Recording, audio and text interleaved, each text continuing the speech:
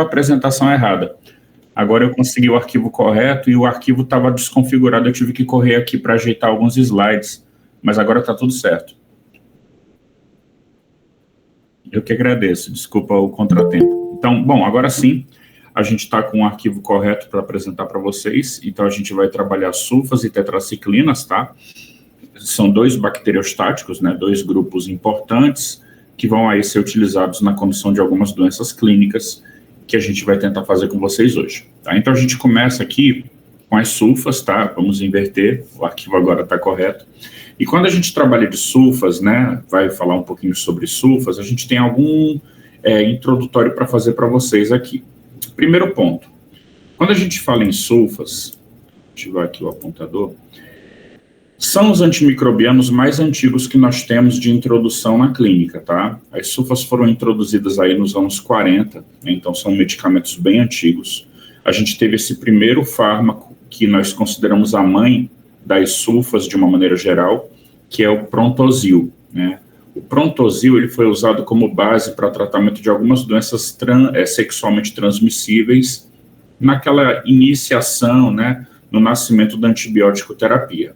Então, assim, gente, primeiro, quando eu introduzi para vocês lá no comecinho do curso como eram classificados os antibióticos, a gente falou que a classificação ela era bem diversa, né? Então, a gente poderia ter classificação relacionada com espectro, com a química do grupo, com o mecanismo de ação, enfim.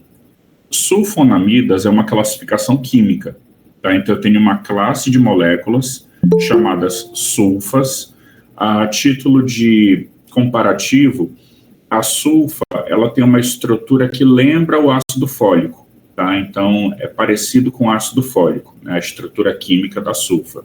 E as primeiras sulfas introduzidas no mercado, elas tinham um cunho anti-infeccioso. Só que o que aconteceu? Principalmente no caso do Prontosil, né? Essa molécula, quando ela adentrou no mercado, ela tinha toxicidades importantes, então ela não existe mais como medicamento, e ela originou 3 grandes grupos de sulfas que a gente tem hoje na clínica. Então, o que nós temos de sulfa hoje na clínica? Diuréticos. Aqui eu coloquei inibidores da anidrase carbônica, mas não só eles, tá? Os diuréticos tiazídicos, como hidroclorotiazida, como uma clortalidona, eles são também medicamentos sulfas. E nós temos as sulfonilureias, que são aqueles medicamentos de uso oral utilizados no tratamento de pacientes diabéticos, né, no caso do diabetes tipo 2. Então, a glibenclamida é uma sulfa, né, a gliburida, a glipizida, a clorpropamida. Então, esses antidiabéticos orais, que nós chamamos secretagogos, né, medicamentos que induzem a secreção de insulina pelo pâncreas, eles são sulfas, eles são originados a partir da estrutura do Prontosil. E, claro, eu tenho um terceiro grupo que são as sulfas antibacterianas, que é o que a gente vai trabalhar hoje. Então, o Prontosil, ele nasceu como uma molécula-mãe que originou 3 grandes grupos de medicamentos que são sulfas. E a importância de vocês saberem disso é que esses 3 grupos acabam compartilhando alguns problemas e, principalmente, o paciente pode ter reação alérgica cruzada entre esses 3 grupos. Então, eu posso ter um paciente alérgico a uma furosemida, a uma hidroclorotiazida, e essa alergia a hidrocloro, ela pode ser compartilhada com alergia a alguma sulfa que seja antibacteriana. Então, é importante para a gente visualizar na anamnese do paciente, né, quando você vai avaliar o histórico ou uma questão de alergia prévia a medicamentos, essas características químicas que podem contribuir para alguma alergia cruzada entre determinados grupos de medicamentos. Então, 3 sulfas importantes no mercado hoje: sulfas diuréticas, sulfas hipoglicemiantes orais, que são as sulfonilureias, e as sulfas que são antibacterianos, antibióticos, que a gente vai trabalhar hoje, né? E aí, nos anos 70, surgiu a sulfa mais conhecida do mercado, que é o sulfametoxazol. E aí, gente, um problema que surge quando você tem um antibiótico que é antigo, que é prescrito há muito tempo. A resistência bacteriana para sulfa é muito grande. Então, hoje, sulfametoxazol sozinho, ele tem uma utilidade clínica muito reduzida. Talvez uma infecção urinária muito simples, é um medicamento com espectro muito limitado. Então, por conta das sulfas serem antibióticos de uso muito antigo, a resistência bacteriana é bem significativa e por conta disso nós usamos muito hoje, e isso vai ficar bem claro no mecanismo que eu vou explicar daqui a pouco, uma combinação de drogas onde eu coloco um segundo agente para potencializar o efeito da sulfa. No caso aqui, a gente está representando esse segundo substrato pelo fármaco trimetoprima.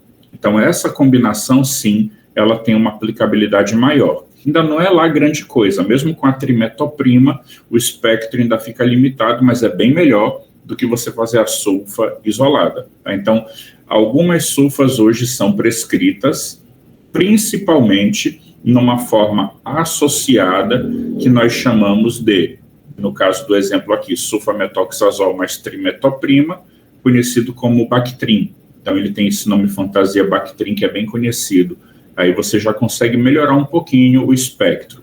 Mas entendam que essa resistência bacteriana vai ser um problema para as sulfas, principalmente pelo tempo de uso desses medicamentos em relação a outros antibióticos, né? São antibióticos antigos, de uso há décadas, e décadas e décadas e décadas de a bactéria lá sendo forçada a aprender a se defender desse tipo de medicamento.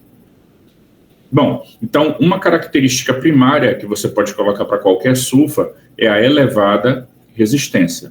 Então, a resistência bacteriana para sulfa é muito grande e essa resistência está relacionada com esse tempo de uso, que é bem significativo, tá? De qualquer forma, o que nós conseguimos tratar com sulfa ainda?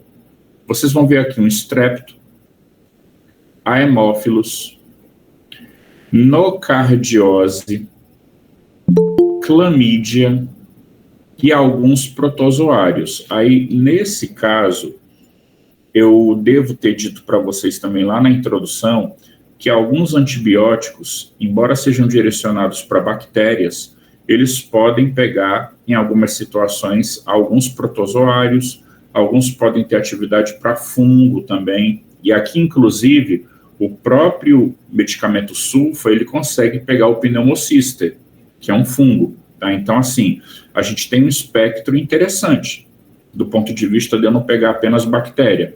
Eu consegui pegar também alguns protozoários, então eu posso, por exemplo, fazer sulfa no tratamento da malária.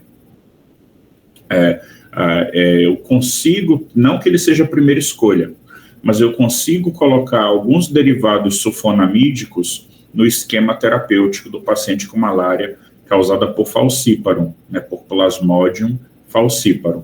Não é a droga de primeira escolha, mas ele está no arsenal, tá bom? Então aqui eu vou ter um fármaco que consegue pegar bactéria gram-positiva, consegue pegar atípico e consegue pegar protozoário, alguns, né, não todos, e fungo, especificamente no caso da pneumociste, né, de uma infecção respiratória, que é muito relacionada com imunossupressão, e aí o pneumocister, um dos tratamentos padronizados para ele é medicamento sulfa, tá bom? Agora, esse estrepto tem que ser um estrepto muito sensível, né?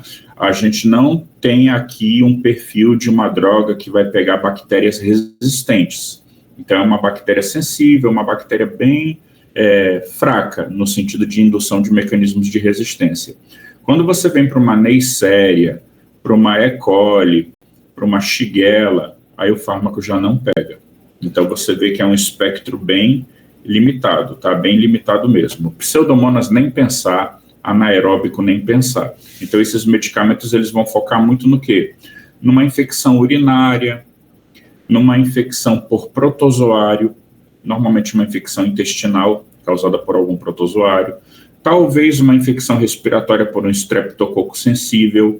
Tá? É bem pontual o uso desses medicamentos de uma maneira geral. Claro que tem as especificidades, né? Eu vou colocar para vocês os representantes, e alguns representantes têm usos específicos. Mas a característica global de uma sulfa é resistência elevada. Bom, e aqui nós temos o mecanismo delas. Eu comecei a fazer com vocês na aula passada medicamentos que entravam na bactéria e alteravam síntese proteica. A sulfa também é um fármaco que entra na bactéria. Tá? Ele vai fazer um mecanismo intrabacteriano, só que ele não altera DNA. A sulfa tem um mecanismo mais simples. Ela é um antagonista competitivo do ácido para-aminobenzoico, que é o PABA. Ácido para-aminobenzoico. Né? Ácido para-aminobenzoico, que a gente chama simplesmente PABA. E aí, lembrando, alguns micro-organismos, eles precisam produzir o seu próprio ácido fólico. Né? A gente pega, por exemplo, uma célula eucariótica, ela consegue adquirir o ácido fólico da dieta. Algumas bactérias não, elas precisam produzir. E aí elas usam um precursor chamado PABA, aqui ele, que é o ácido para-aminobenzoico. Aí a bactéria vai transformar esse PABA em dihidrofolato, vou colocar aqui no chat para vocês, é uma reação em duas etapas, tá? Primeiro, o PABA se transforma em dihidrofolato, que também é conhecido como ácido dihidrofólico. E aí, depois, esse dihidrofolato é que vai se transformar em tetrahidrofolato, que é o ácido tetrahidrofólico, né? Aí um ponto importante, tá, para a gente relembrar. Quem é que transforma PABA em dihidrofolato? É uma enzima chamada dihidropteroato sintetase. Dihidropteroato sintetase. Está aqui o nome dela escrito no slide. E aqui na figura também. Então, essa enzima, ela converte a primeira etapa do processo, que é transformar o PABA em dihidrofolato. O dihidrofolato é uma molécula inativa. Ele ainda não funciona. Então, eu vou ter que ter uma segunda enzima para transformar esse dihidro em tetra, que é a forma ativa do ácido fólico. Quem é que faz essa segunda etapa? Uma outra enzima chamada dihidrofolato redutase. Está aqui ela, dihidrofolato redutase. Aí sim você conseguiu produzir o ácido fólico.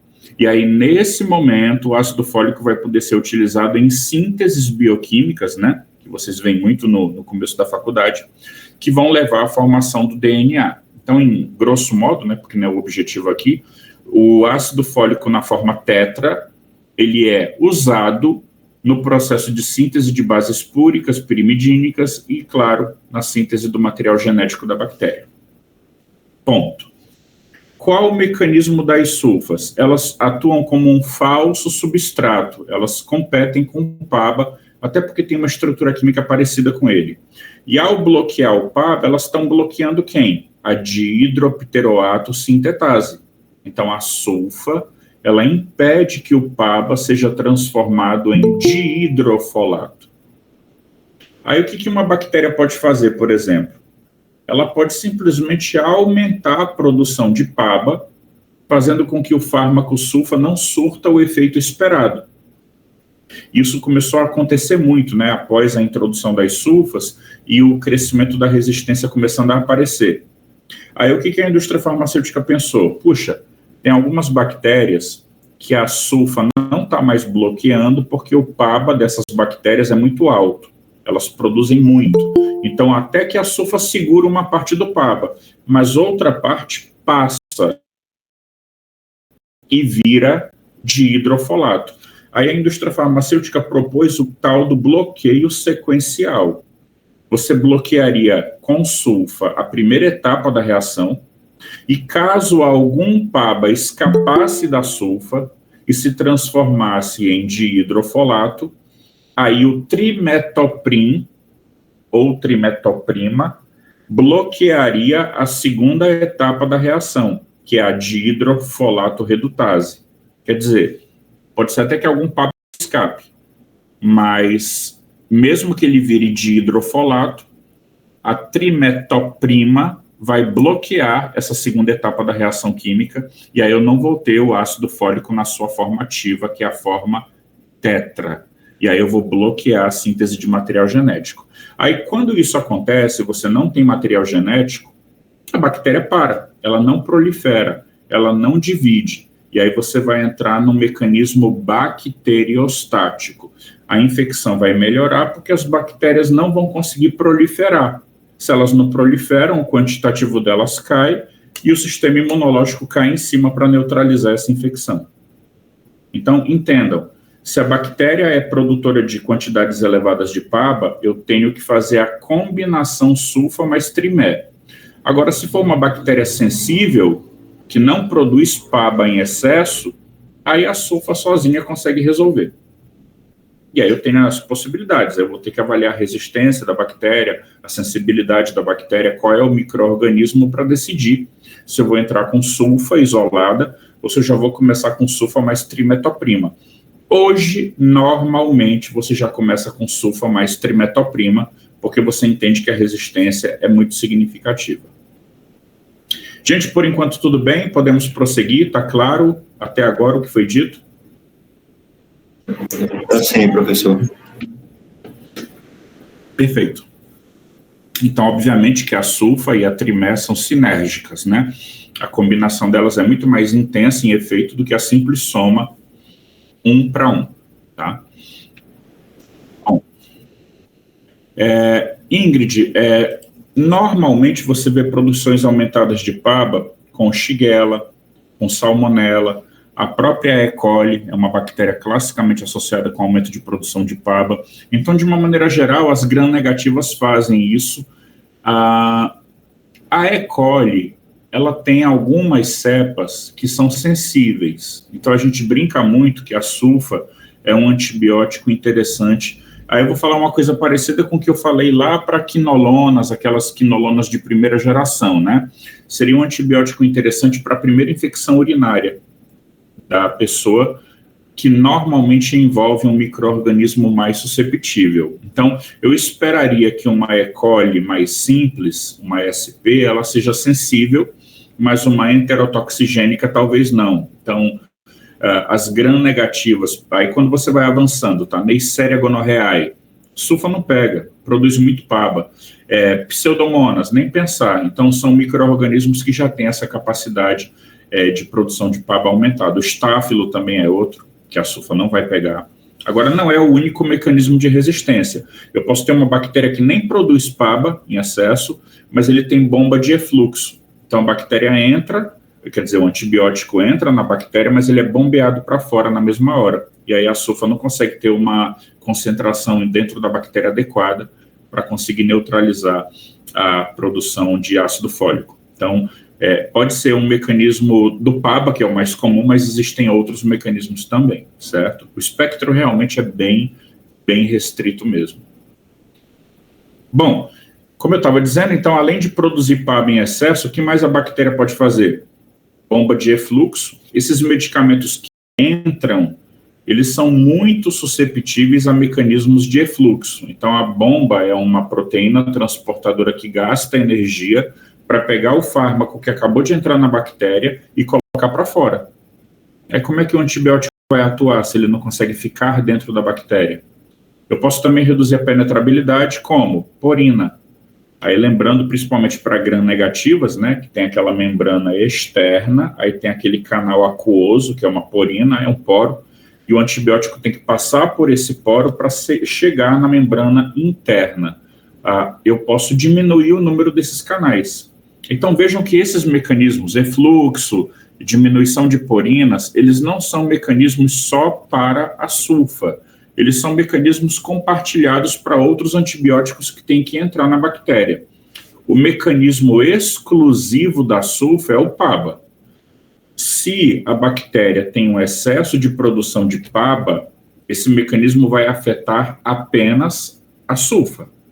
ele não vai ter resistência cruzada com outras classes. Então, essa frase aqui, ó, não apresentam resistência cruzada, ela se justifica porque o principal mecanismo de resistência é a produção de PABA em excesso.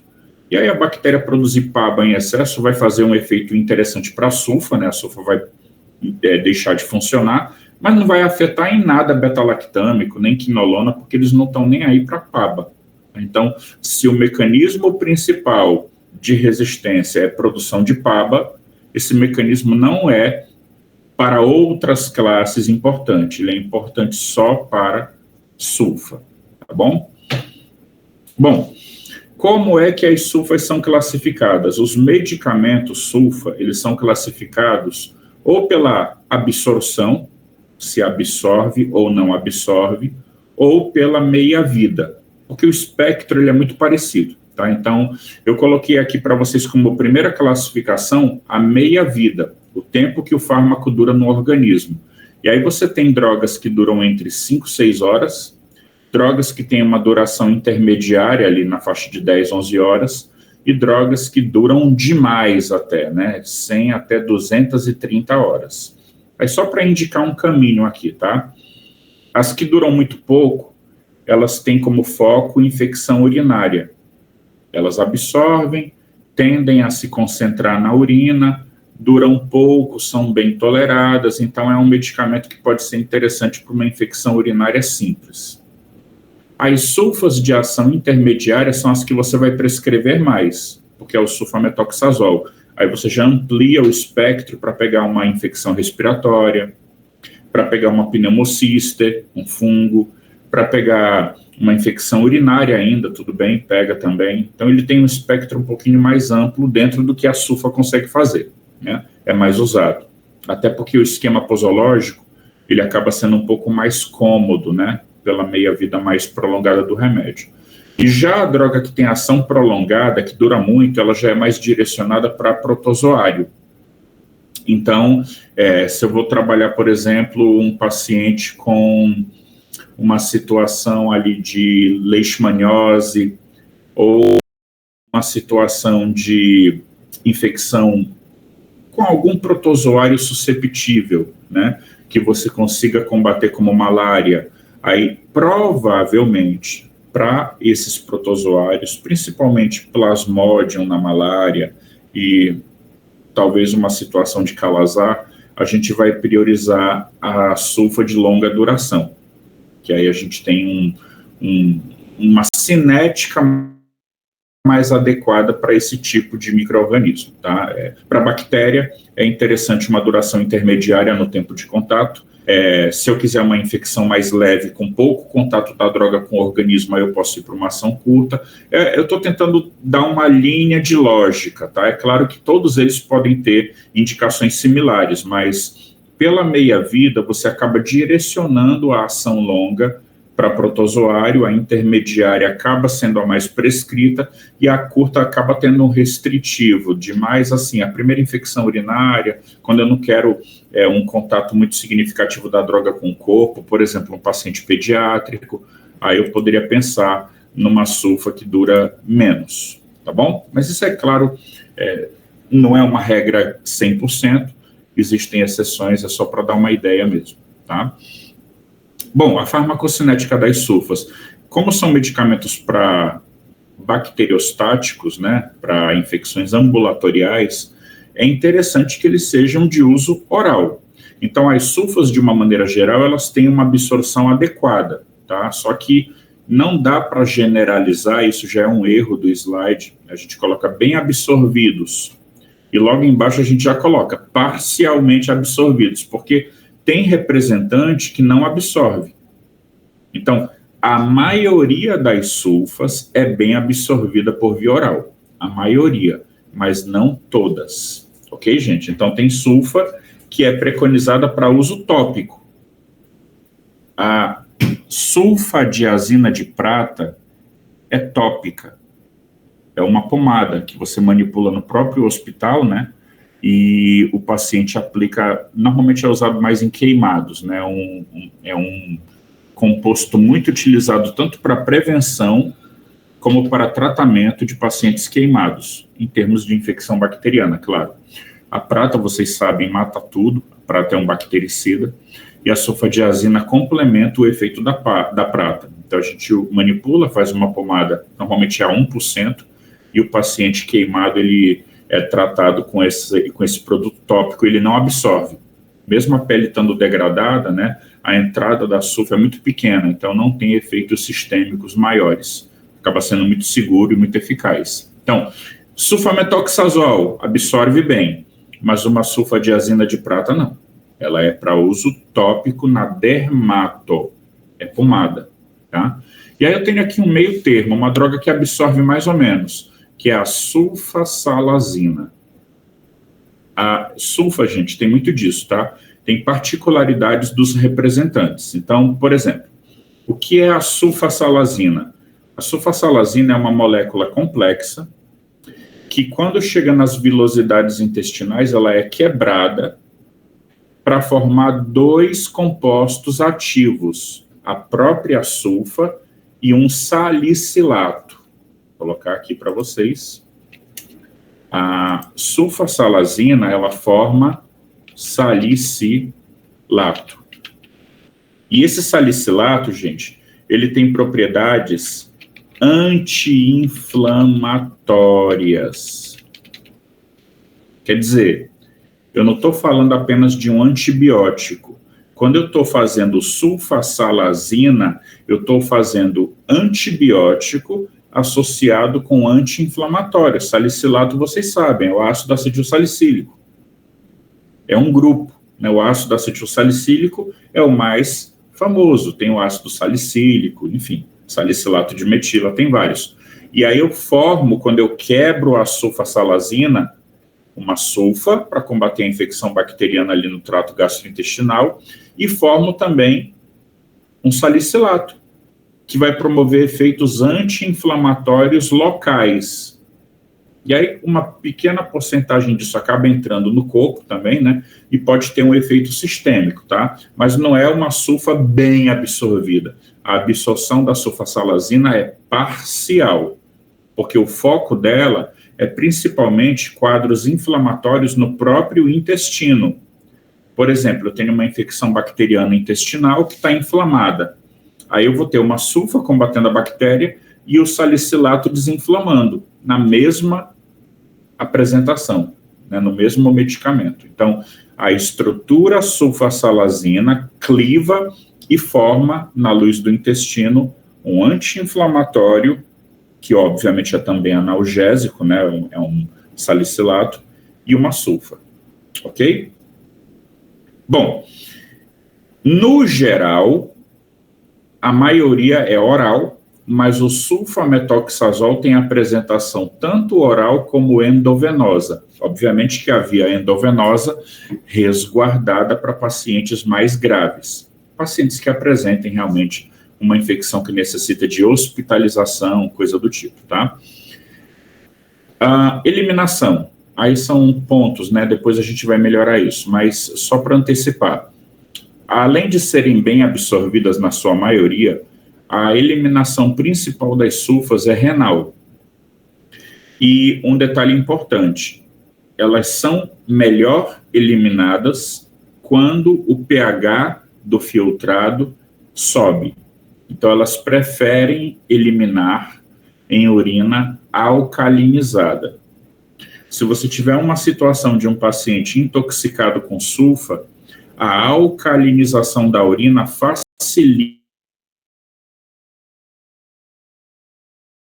a eliminação da sulfa. Isso pode ser importante em algumas situações. Como é um fármaco que depende do rim para sair, obviamente você deve acompanhar, monitorar a função renal e, no caso de um decaimento renal mais significativo, ajustar a dose.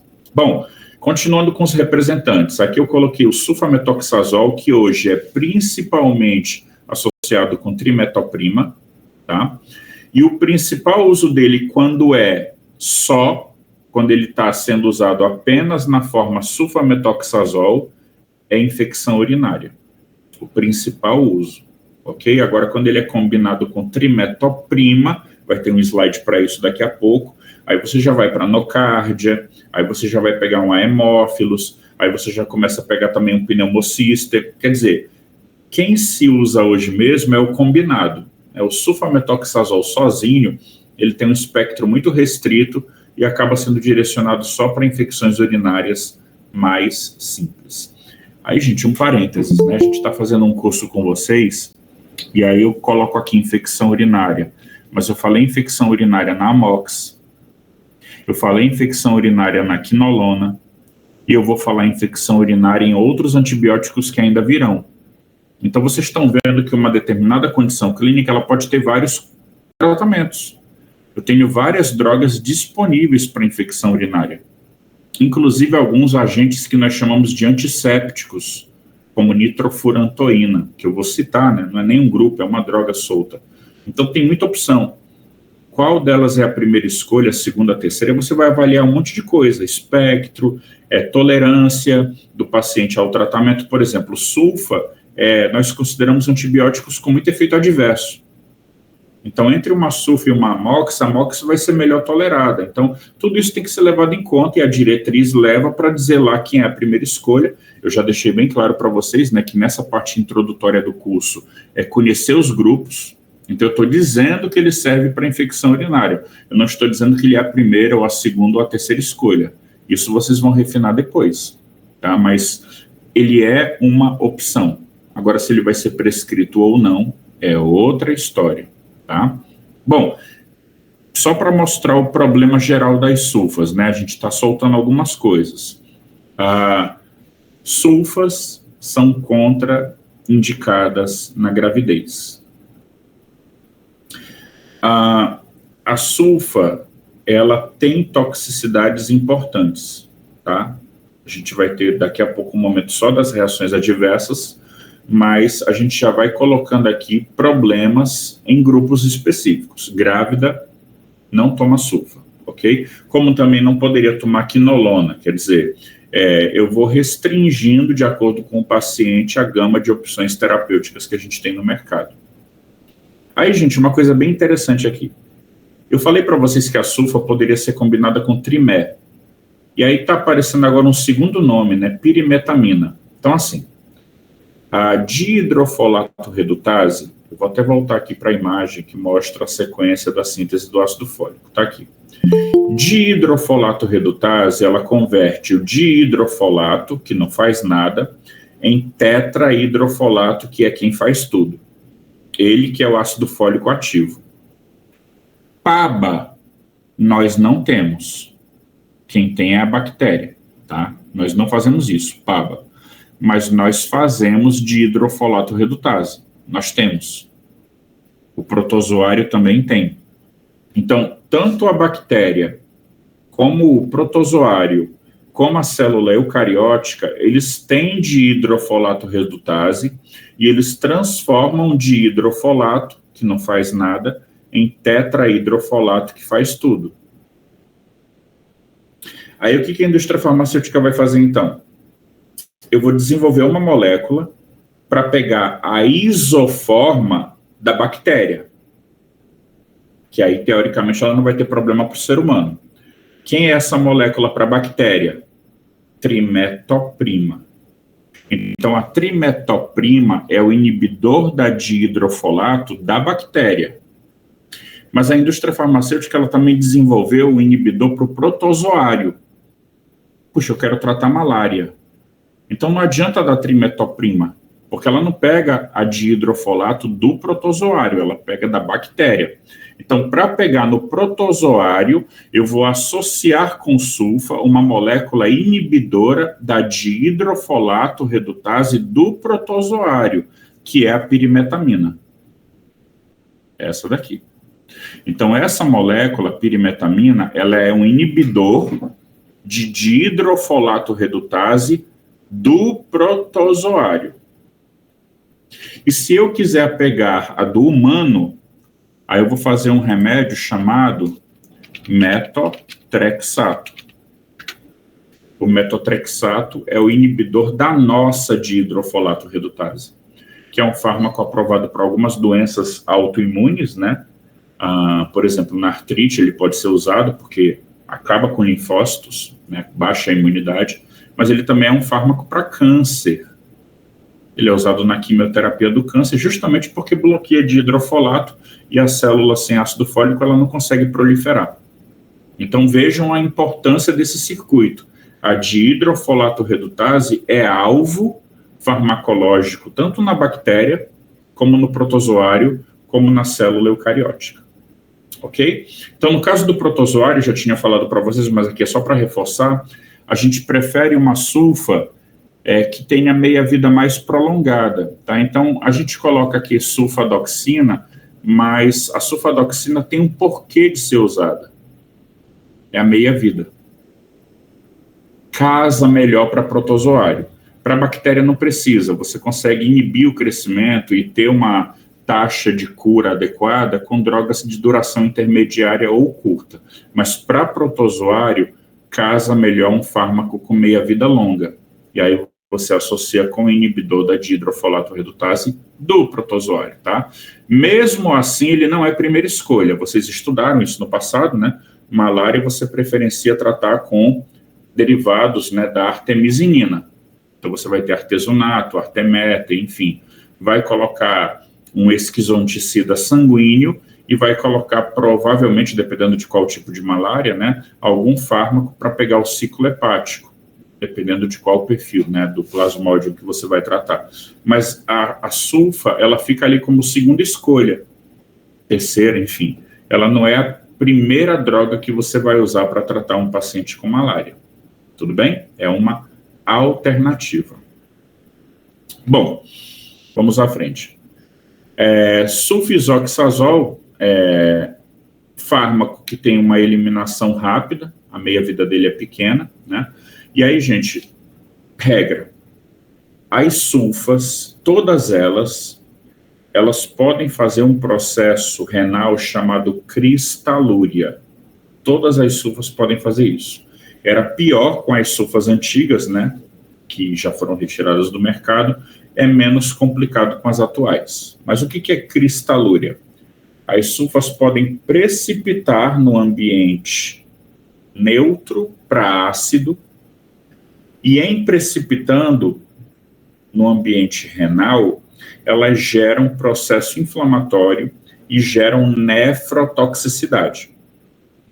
Quanto mais tempo a sulfa fica no corpo, maior o risco dessa precipitação acontecer.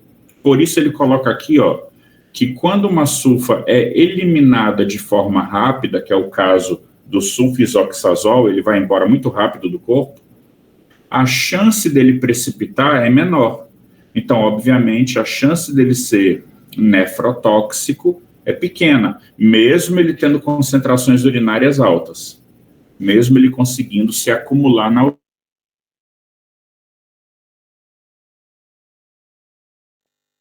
Não dá um tempo hábil para ele gerar uma nefrotoxicidade significativa. É uma característica dele, que pode ser uma vantagem em relação a outros medicamentos. Mas aí, assim, para deixar bem claro, o risco das sulfas precipitarem hoje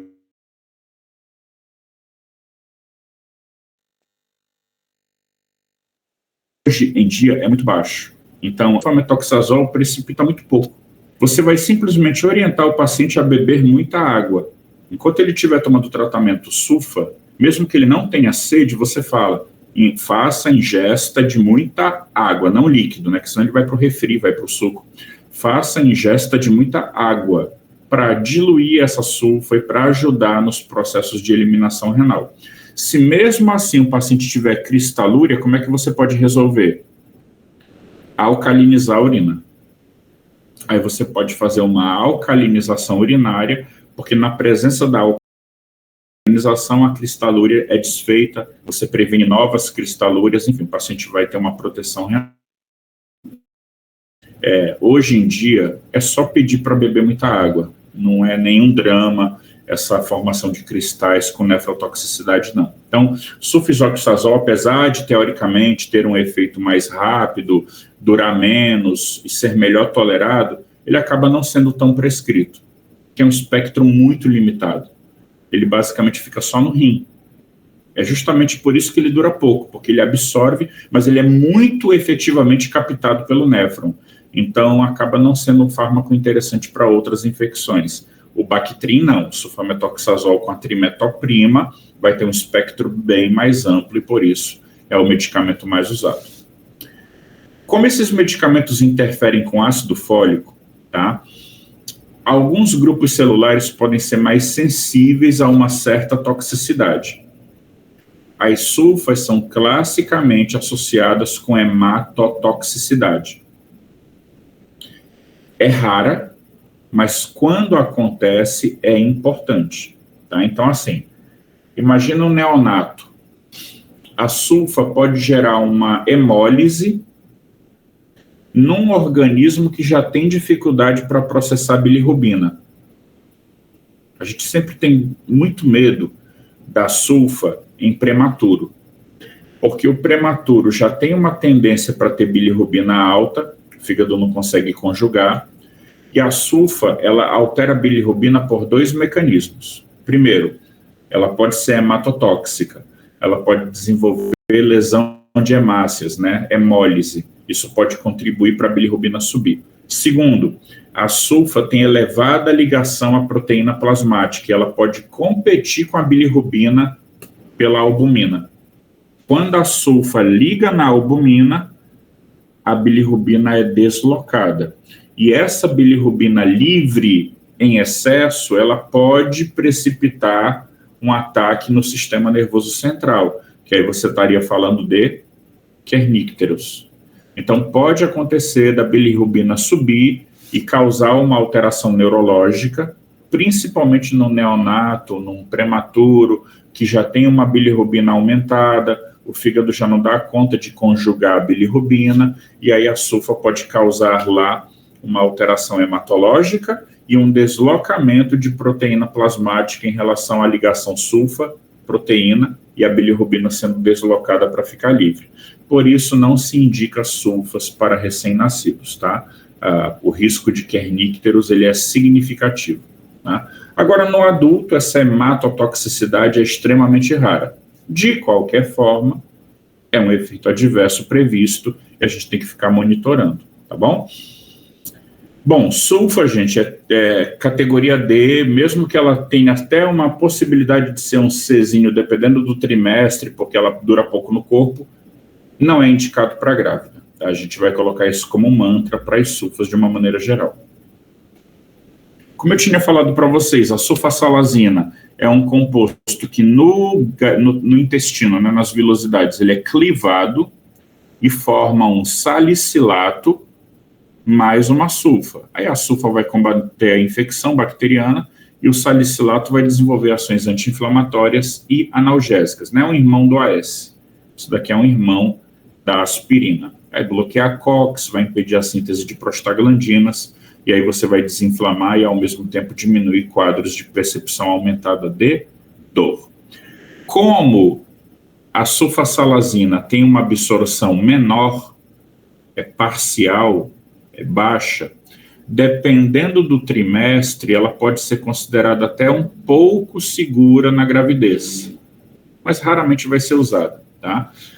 Se você tiver mais à frente na gravidez, a termo, aí já se torna contraindicada pelo risco até de kernícteros, né? De já passar da mãe para o feto e o bebezinho já nascer com sulfa deslocando bilirrubina. Então, não compensa. Mas no primeiro trimestre, por exemplo, pelo fato dela ter uma absorção pequena, de ter um efeito basicamente tópico, nós consideramos que a sulfasalazina é, sim, um medicamento considerado seguro para ser usado na grávida, tá? Mas basicamente só no primeiro trimestre. Ok.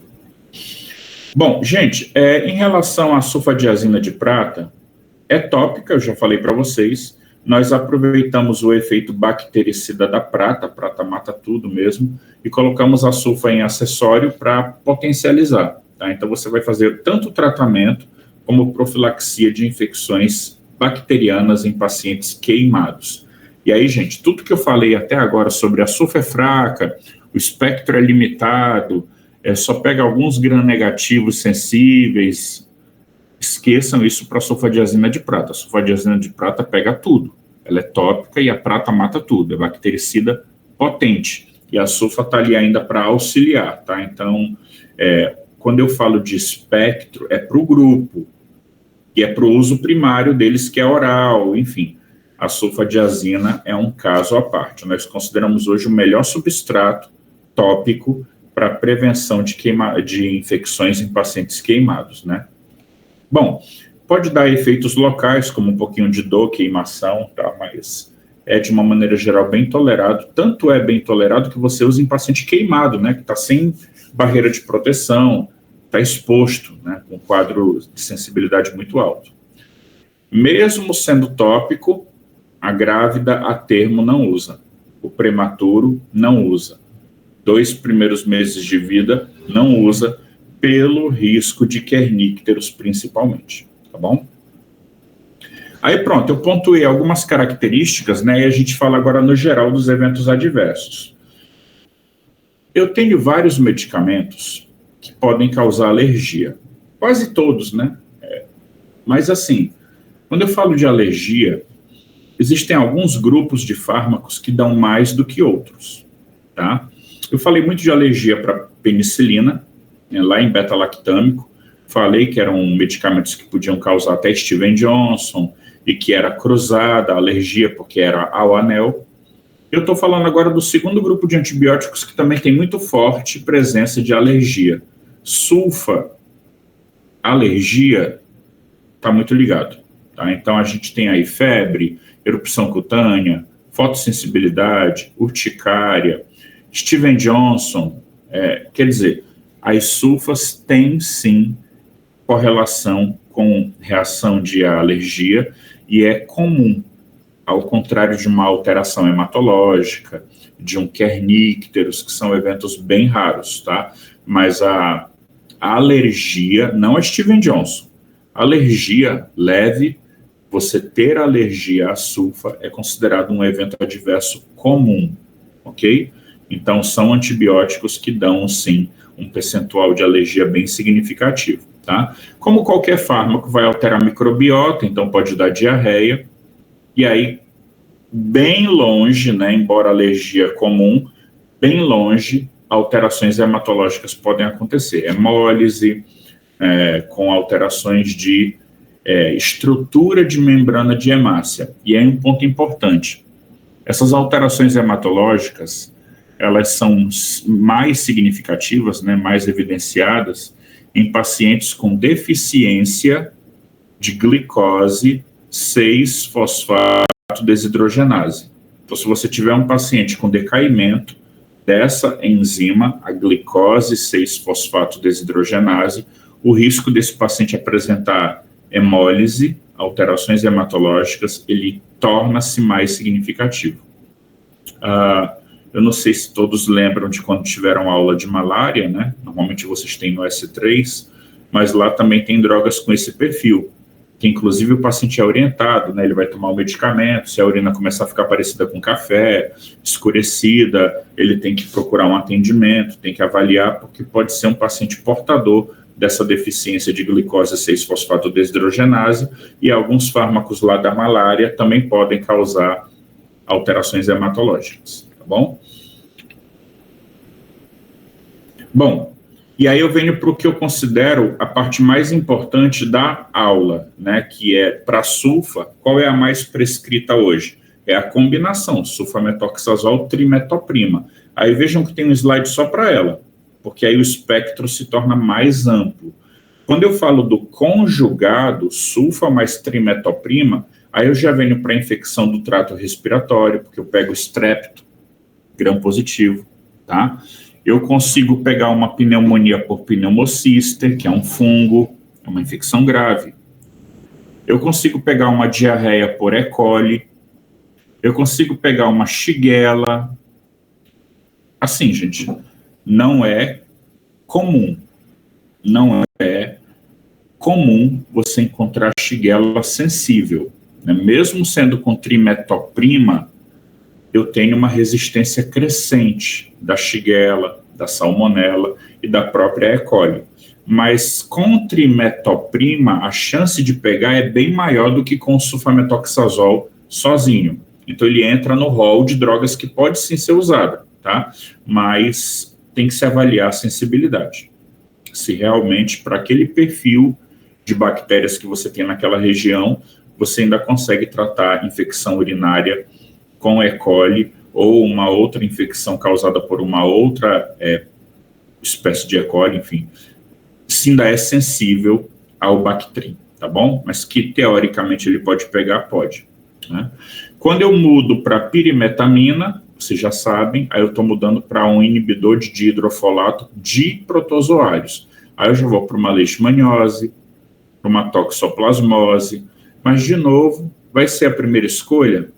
Puxa, leishmaniose eu tenho os pentavalentes, tenho fotericina B, tem um monte de coisa. Então, é arsenal, é mais uma opção terapêutica que a gente está colocando ali para o paciente, tá bom? Então, sulfa, a gente fala pouco, por isso que eu coloquei junto com outro grupo, né, na mesma noite, porque é um grupo que tem hoje uma restrição maior de uso, tanto por ser uma droga com efeitos colaterais comparativamente com outros antibióticos, né, significativos, como também pelo espectro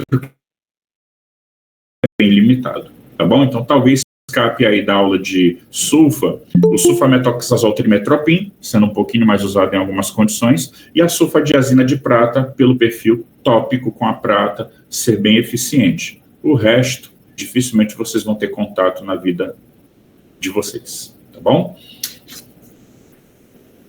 Gente, de sulfa era isso. Ficou alguma dúvida, algum questionamento? Alguém gostaria de contribuir com alguma informação sobre sulfa? Ou seguimos?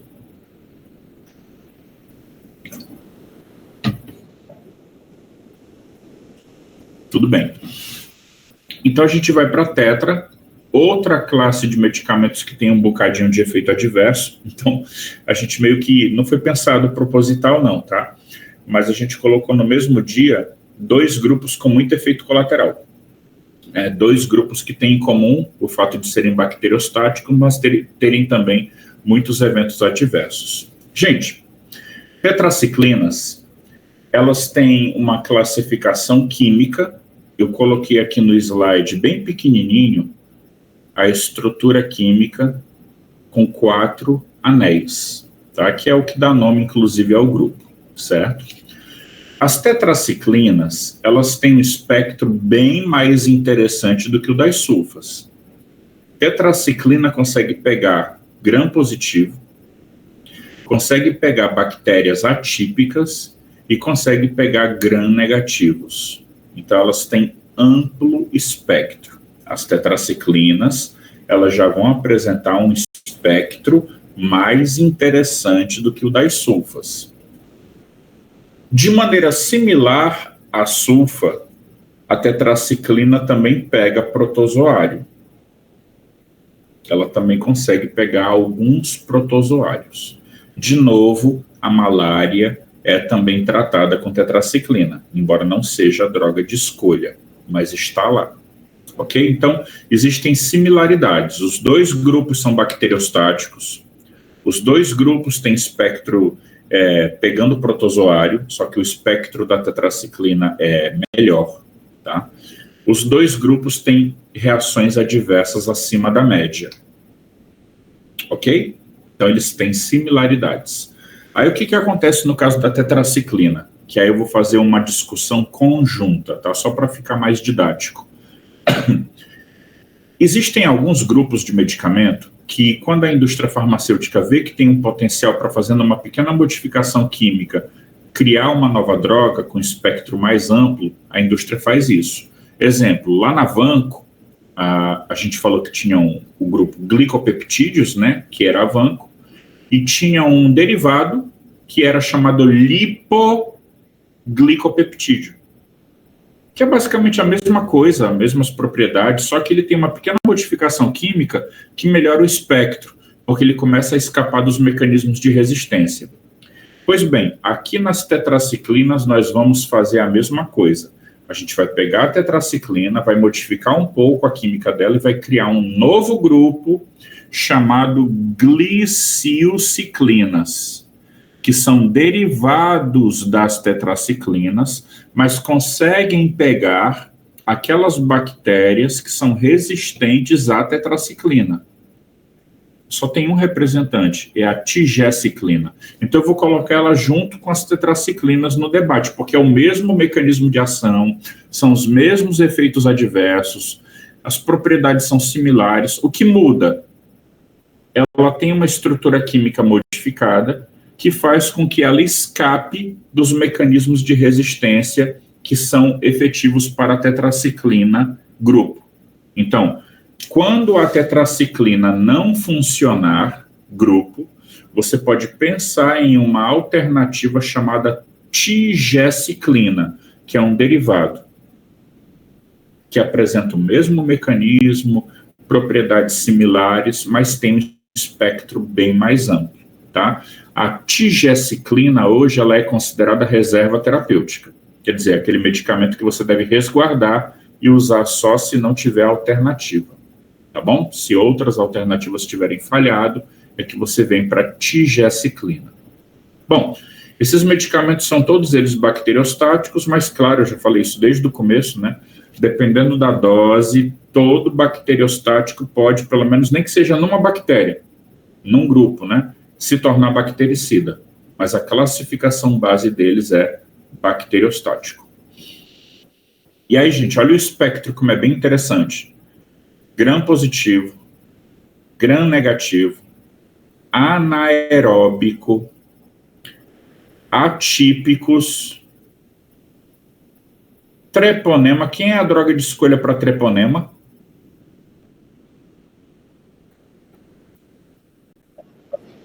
Penicilina, beta-lactâmico. Mas vai que o paciente seja alérgico. Eu tenho que ter alternativas. Não estou dizendo que a primeira alternativa vai ser tetraciclina, mas ela pega. Tá? Então, eu tenho alternativas, mas não é droga de primeira escolha.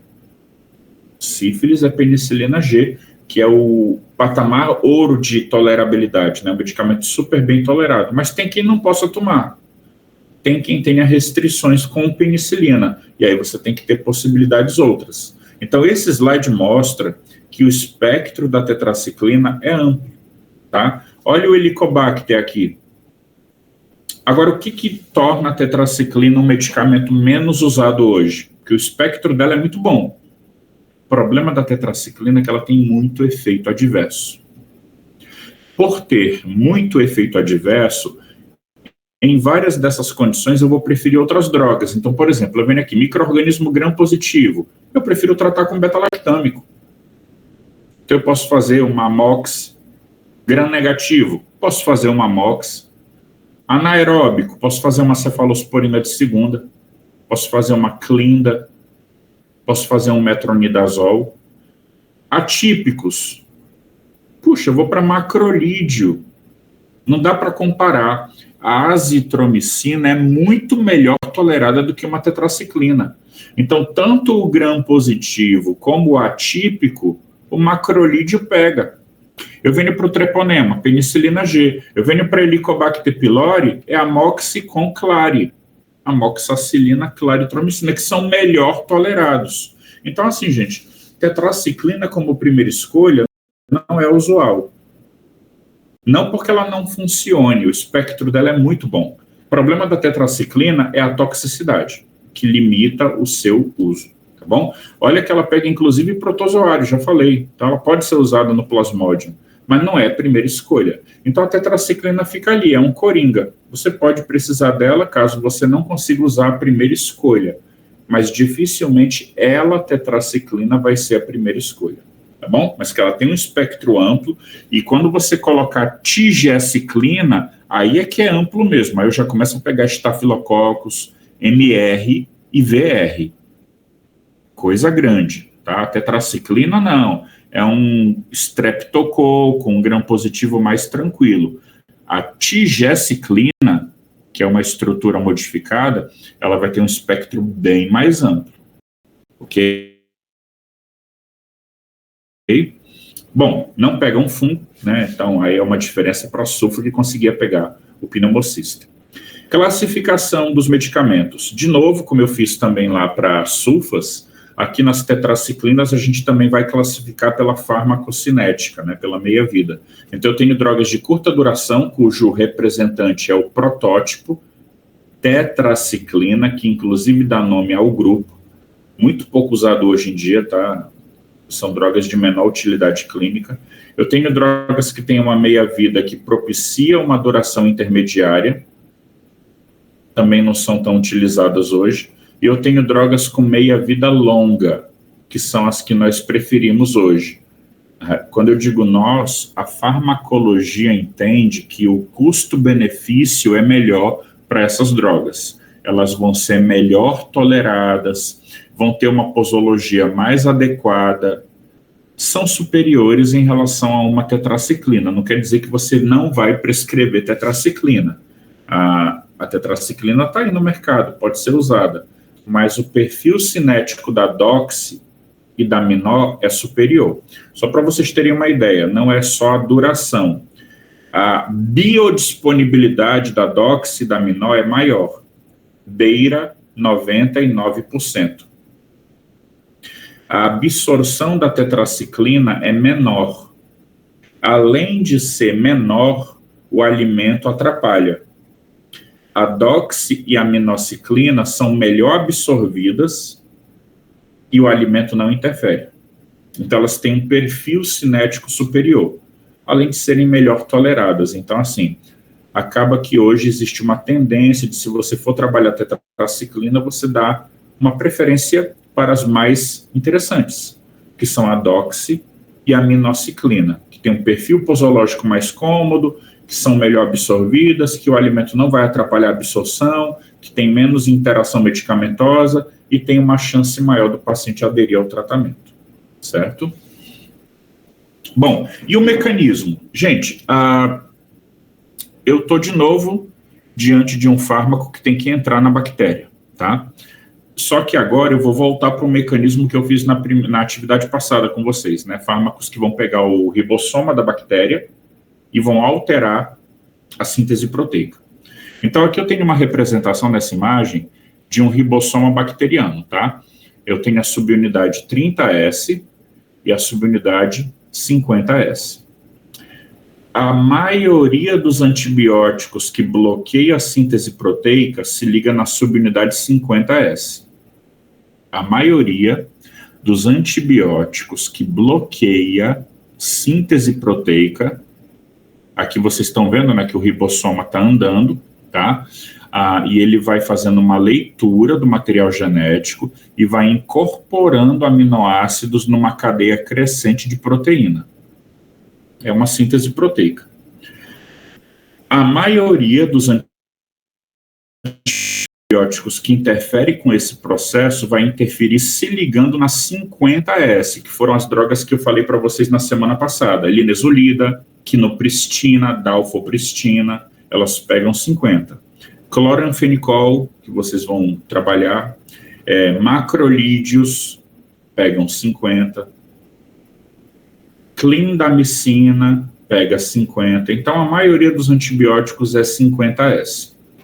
Nós só temos 2 grupos que pegam a 30. 2. Quem são?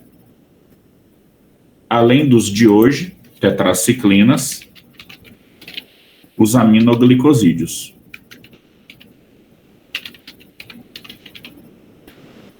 Vou colocar aqui como exemplo a genta, né? Gentamicina.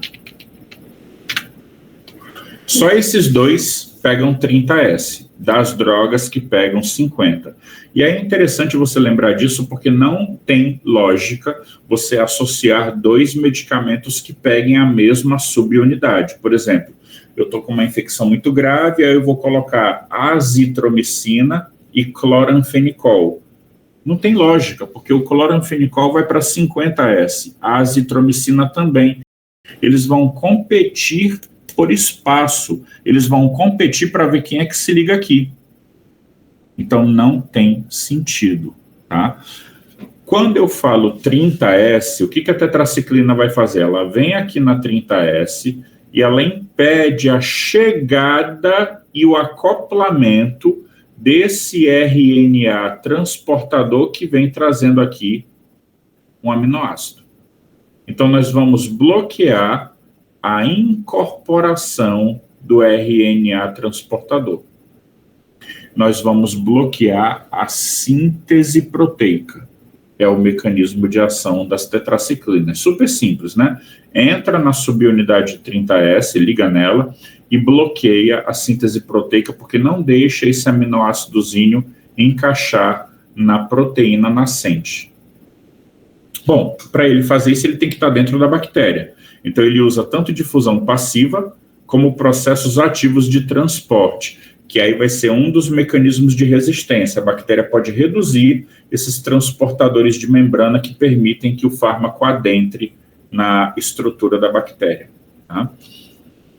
Bom, como é que a gente faz então para não ter efeito da tetraciclina?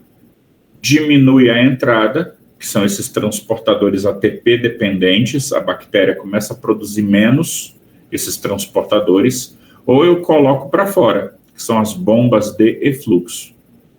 Outra coisa que a tetraciclina pode sofrer é a bactéria produzir enzimas kamikaze, estruturas proteicas que vão se ligar no fármaco para que ele não se ligue no DNA, no caso no ribossoma, para alterar a síntese proteica. Então, eu posso fazer uma espécie de molécula suicida que vai impedir que a tetraciclina ligue no ribossoma.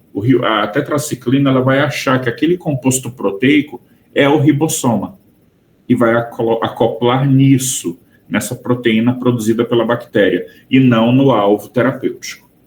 Ainda tem a possibilidade da bactéria produzir algumas enzimas que destroem a tetraciclina.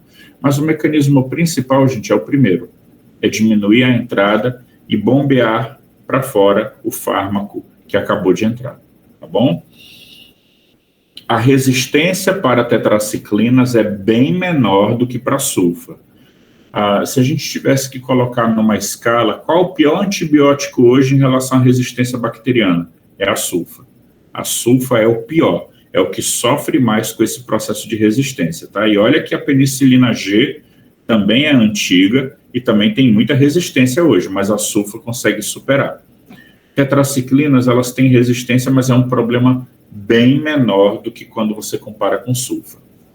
Bom, como eu tinha falado para vocês, as tetraciclinas de ação intermediária e curta, elas têm uma biodisponibilidade oral menor, quando você compara com doxi e minoxiclina, que tem uma biodisponibilidade de praticamente 100%.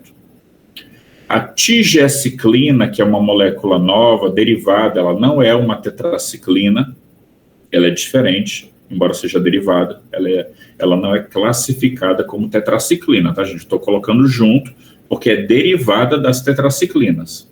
A tigé só tem apresentação EV. As tetraciclinas, de uma maneira geral, são orais, as tetraciclinas, mas a tigecyclina só é aplicada por via endovenosa. É um fármaco de uso restrito para ambiente hospitalar.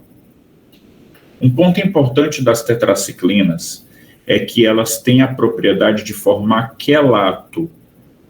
O que significa isso? Se você tomar tetraciclina com algum alimento ou algum medicamento que tenha cálcio, magnésio, alumínio, o que for, tá? Tem que ser cátion di ou trivalente. Então, com 2 cargas, com 3 cargas, né? Se você tomar tetraciclina com esse tipo de substrato, existe uma quelação, uma reação química entre a tetraciclina e o íon, e o complexo formado, que nós chamamos, eu vou colocar aqui no chat, é uma reação de quelação, e o produto formado é o quelato. O quelato não é absorvido. Aí você está causando resistência bacteriana. O fármaco deixa de ter uma absorção adequada e, em não sendo absorvido, claro, você propicia uma resistência bacteriana. Uma falha terapêutica pode acontecer. Esse problema vai acontecer com quem? Com as tetraciclinas de curta e intermediária duração. A doxiaminó não formam quelato. A doxiaminó não sofrem decaimento na absorção se você tomar com leite, com queijo, com brócolis, elas não vão perder efeito. As tetraciclinas de intermediária e curta vão perder. Tá bom, gente? Aí, mas o que vai fazer uma pessoa querer tomar tetraciclina com leite? Porque elas atacam o estômago. E aí, quando ataca o estômago, tem aquela cultura popular de que o leite protege, aí a pessoa toma com leite ou faz um alimento junto para forrar, né? E se esse alimento tiver íons, a tetraciclina vai perder efeito. Então, não é preconizado o uso associado. Mas eu tenho que fazer tetraciclina e o paciente está reclamando que está tendo desconforto gástrico. Ele pode migrar para um inibidor de bomba de prótons. Aí você pode associar um antissecretor para proteger o estômago, e o antissecretor não vai atrapalhar a absorção da tetraciclina. Agora, antiácido atrapalha, bismuto atrapalha, cálcio atrapalha, alimentos que tenham esses íons vão atrapalhar e assim por diante. Tá? Então, é jejum com um IBP, né? Jejum com um inibidor de bomba de prótons para aquele paciente que tiver uma problemática maior em relação a essa gastrotoxicidade. Bom, largamente distribuídos nos tecidos. Gente, se vocês tirassem a parte de efeito adverso, eu estaria dando aula de um antibiótico fantástico. Amplo espectro, vai para tudo que é canto, penetra no sistema nervoso central, é ótimo. O problema é que ele é tóxico, então limita o uso, tá? Atravessa a placenta, isso é um drama. Tetraciclinas são contraindicadas na gravidez. Por quê? Do mesmo jeito que ele pega o cálcio de um alimento, ele também tem uma afinidade muito grande pelo osso em desenvolvimento. As tetraciclinas, elas podem precipitar na estrutura óssea, podem precipitar no esmalte dentário, alterando o desenvolvimento de ambos. Então, hoje, nós contraindicamos tetraciclinas em grávidas e em crianças. E se crianças, vai de bula para bula, né? Algumas colocam até 8 anos, outras colocam até 12 anos, mas em alguma faixa da pediatria você vai contraindicar a tetraciclina. Porque se pregar no esmalte dentário, não sai.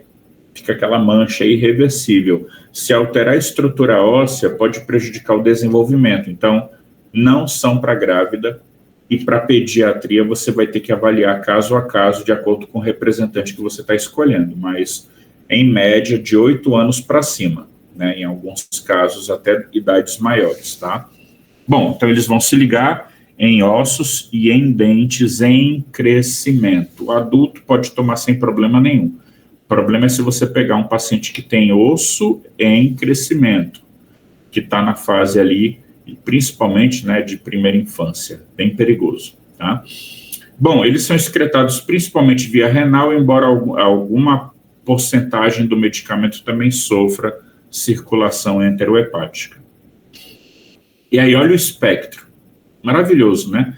Vão pegar a acne, quando for, claro, bacteriana, né? Você trata a acne hoje muito bem com tetraciclina e com macrolídeo. Assim, gente, o macrolídeo, ele tem um espectro muito parecido com o da tetraciclina. Gram-positivos e atípicos, pegando acne, enfim, pegando úlcera. A diferença é que o macrolídeo é muito seguro e a tetraciclina tem muito efeito adverso. Aí é uma comparação desigual. Embora no espectro eles sejam parecidos, com o detalhe de que a tetraciclina tem até um espectro maior, porque ela pega gram negativo também, né? Mas quando você vai comparar na toxicidade, a azitromicina ganha de longe. Ela é muito mais segura, né? Mas vamos lá. Acne, cólera, malária, riquétsia, clamídia, né, infecções atípicas, entamoeba, protozoário, plasmodium, protozoário, H. pylori, úlcera. Olha o espectro como é amplo. Então, a tetraciclina tem um espectro muito interessante. Agora, é difícil achar em algum desses micro-organismos a tetraciclina como droga de escolha, porque tem outras classes de antibióticos que também pegam, mas que são melhor toleradas, tá bom? Doxy. que tem uma maior biodisponibilidade e, teoricamente, é um pouco mais aceita pelo paciente, né? Melhor tolerada. Infecção respiratória, porque pega gram-positivo e pega atípico, então pode ser um micoplasma, ela vai tratar. DST, porque pega clamídia. Malária, porque pega o plasmodium. Amebíase, pega o protozoário. Endocardite, pega estrepto. Sífilis, pega o treponema. Enfim, PAC, pneumonia adquirida na comunidade, ou é gram-positivo ou é atípico. A tetraciclina pega os dois. Mas eu não posso dizer que ela é escolha para isso. Mas está no arsenal terapêutico, tá? Só a título de curiosidade, tanto a doxy como a minó, mas principalmente a minociclina, elas têm sido associadas com atividades anti-inflamatórias e neuroprotetoras. Então, elas não são apenas antibióticos, elas estão naquele rol de medicamentos que, além de tratar a infecção bacteriana, tem, em paralelo, outras propriedades. A minociclina tem sido muito investigada na neuro como uma substância neuroprotetora. Então, se vocês puderem ler sobre, né, procurem artigos de minociclina, neuroproteção, minociclina, doenças neurodegenerativas, porque ela está indo muito para esse lado. Tá? Já a tigeciclina, que é um derivado, olha como o espectro dela é bem diferente, né? Stáfilo, VRSA, eu estou falando de bomba atômica, né? MRSA, estrepto, tanto sensível como resistente à penicilina. Enterococo, incluindo os que a Vanco não pega. Bastonete, enterobactéria, anaeróbico, rickettsia, clamídia, pega tudo. A tigeciclina é uma droga de reserva terapêutica. Que fique claro, ela é um derivado das tetraciclinas e tem como principal característica uma resistência aos mecanismos de resistência. A tetraciclina já tem um espectro bom, a tigeciclina, melhor ainda. Por ser um medicamento injetável, isso acaba sendo uma força que nós temos, uma ajuda, para que o uso desse remédio não seja indiscriminado, porque ele está restrito ao hospital, então é melhor controlado o uso, né? Isso limita o uso. Então é um fármaco que tem um potencial para ficar por mais tempo, com um espectro bem amplo e menos probabilidade de termos indução de resistência com um uso desregrado. A tigeciclina é reserva terapêutica, tá bom? É o medicamento que você guarda e só vai usar quando outras alternativas não surtiram efeito. Bem limitado mesmo. Bom, para a gente poder finalizar o nosso encontro de hoje, né, são dois grupos que, embora interessantes, principalmente a tetraciclina no quesito espectro, eles têm uma limitação de uso, por isso a gente não vai delongar muito, eles são limitados em uso por conta das suas toxicidades, tá? Então vocês vão ver aqui, ó, reações adversas do grupo tetraciclinas. Náusea, vômito, detalhe, quando eu venho aqui para a doxy, até agora eu sempre quis colocar ela como sendo a melhor tetraciclina. É melhor absorvida, tem menos problema de paciente ter reação adversa, é um medicamento que o alimento não interfere com a absorção, o esquema posológico é superior, o paciente adere mais, tá, só coisa boa. Mas quando eu venho para náusea e vômito, a doxy e a minó são as mais eméticas, tá? Doxiciclina e minociclina são mais eméticas do que o resto. Quer dizer, são as tetraciclinas que mais induzem vômito. Então, é interessante que um paciente que vai tomar doxy, ele tome algum antiemético associado. A bula fala em 30% das pessoas que tomam doxy tendo náusea e vômito. É muita coisa. Então, nesse aspecto específico da náusea e do vômito, a doxy é pior do que o resto. A minociclina é pior do que as tetraciclinas mais antigas, tá? No resto, elas são superiores. Então, tá aqui, ó.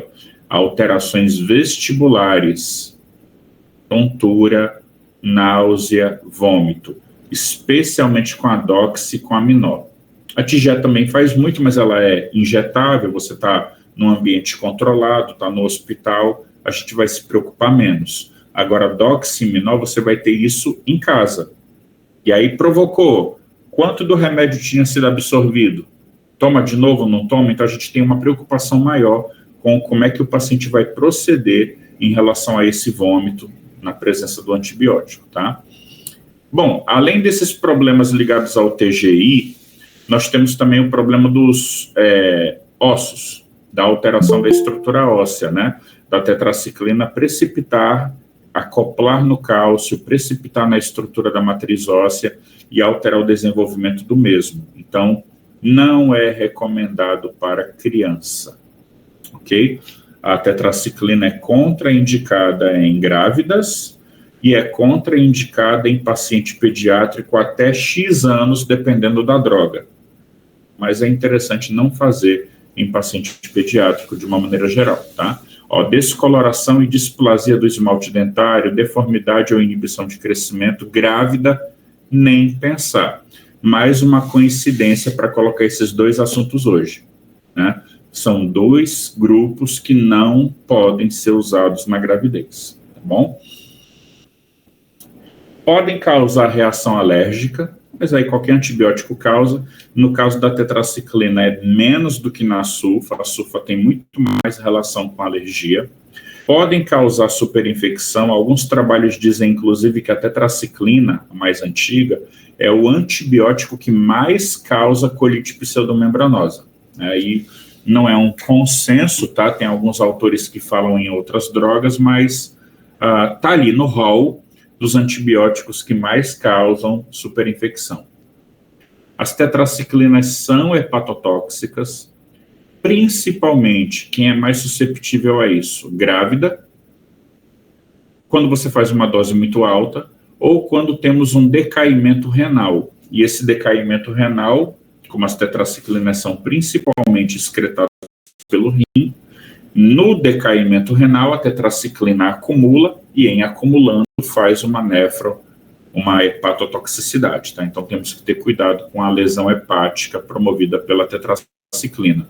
No caso, a gente tem que ter muito cuidado porque é uma aula para um grupo, né, tetraciclinas, mas tem muitas diferenças entre os representantes, tá? Então, exemplo, as tetraciclinas são hepatotóxicas, mas quando eu falo tetraciclinas, eu estou falando de ação intermediária e curta.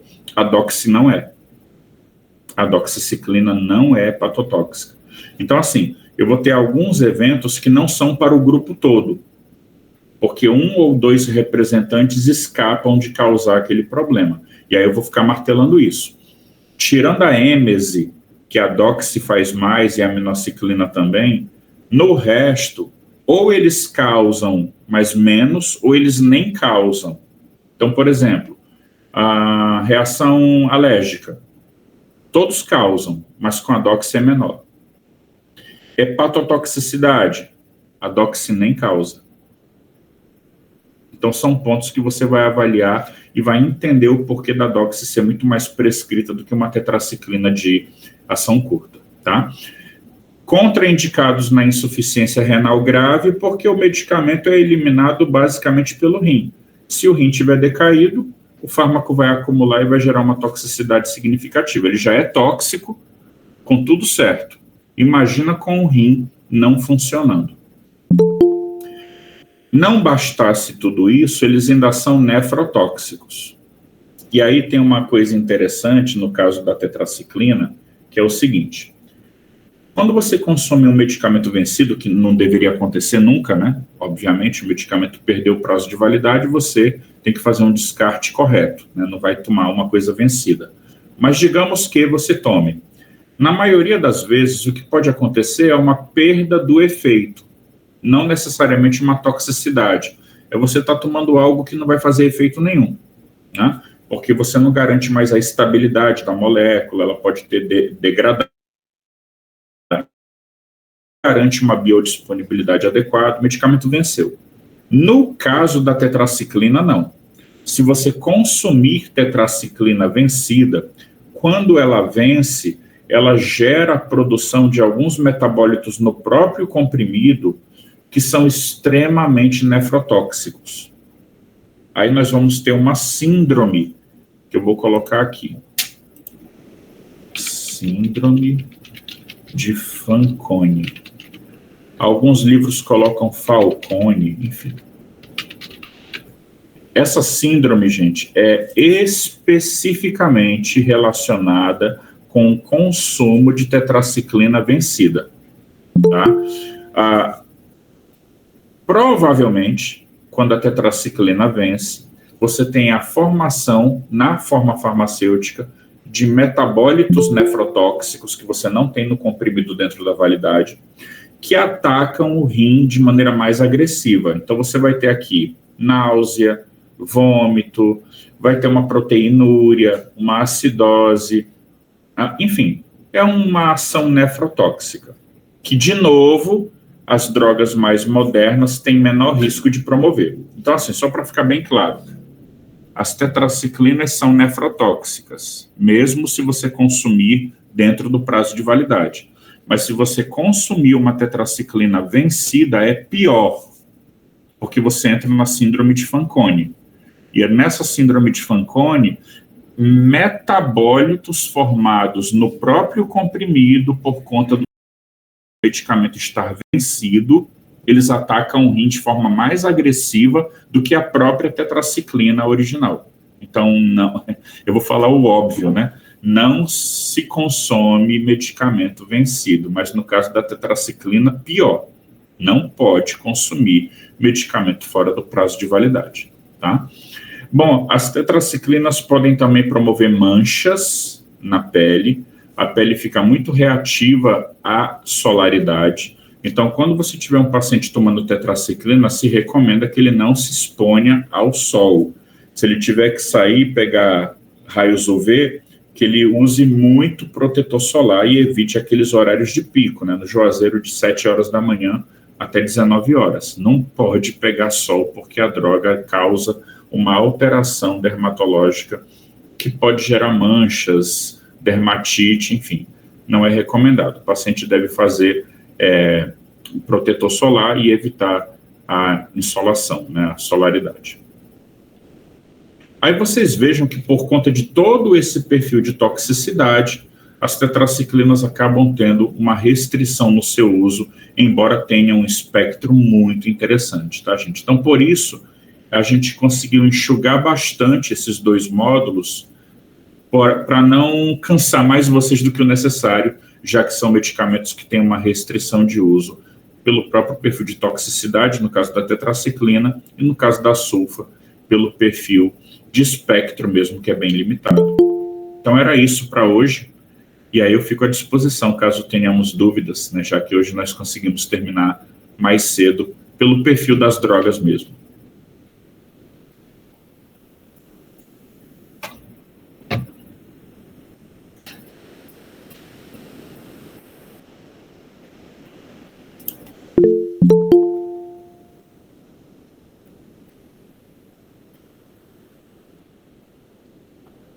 Eu que agradeço, a gente fica à disposição caso surjam dúvidas, e aí eu não lembro qual é o assunto da semana que vem, Igor, mas a gente já vai se encaminhando para finalizar nessa parte mais introdutória dos antibióticos, e aí eu vou vendo se tem alguma droga que não está ainda contemplada naquele cronograma, para a gente poder inserir e conseguir dar uma cobertura quase total nos antibióticos, antes de os meninos começarem a parte mais clínica da coisa. Então, agradecer a paciência de todos, e até a semana que vem, se Deus quiser. Tchau, tchau, gente. Boa noite.